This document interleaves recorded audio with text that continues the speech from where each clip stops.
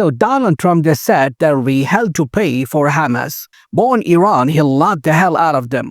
Joked about not wanting to waste fuel on a B-2 bomber, and somehow did all of this while standing next to Benjamin Netanyahu and Mar-a-Lago like it was a real estate closing. This isn't a Marvel movie. This is U.S. foreign policy. And today we're breaking down what was said, what it actually means, and why everyone from Gaza to Tehran to Washington should be paying attention. Let's start here. Trump meets Netanyahu in Florida.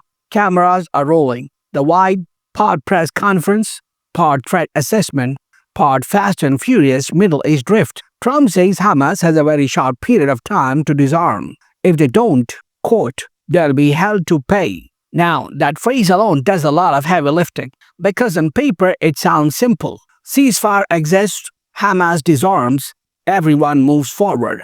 But in reality, disarmament isn't just a military question. It's a political, ideological, and historical one. Hamas has said repeatedly that it won't permanently give up weapons as long as Israeli occupation continues. Israel says security comes first. The US says compliance comes first. And suddenly the ceasefire stops being a pause and starts looking like a countdown clock. Trump framed the delays entirely as Hamas's fault. Hamas hasn't publicly responded. Meanwhile, Israeli strikes have continued, aid has been restricted, and crossings remain partially closed. So when Trump says Israel has done its part, that's not a neutral assessment.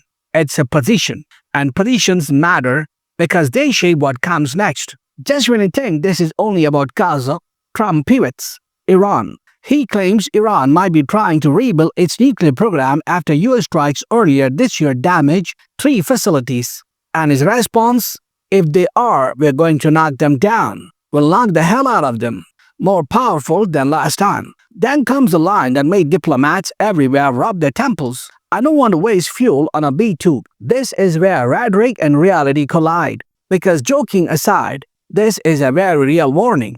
Trump is signaling preemptive military action if Iran is perceived to be rebuilding. But here's a keyword, perceived.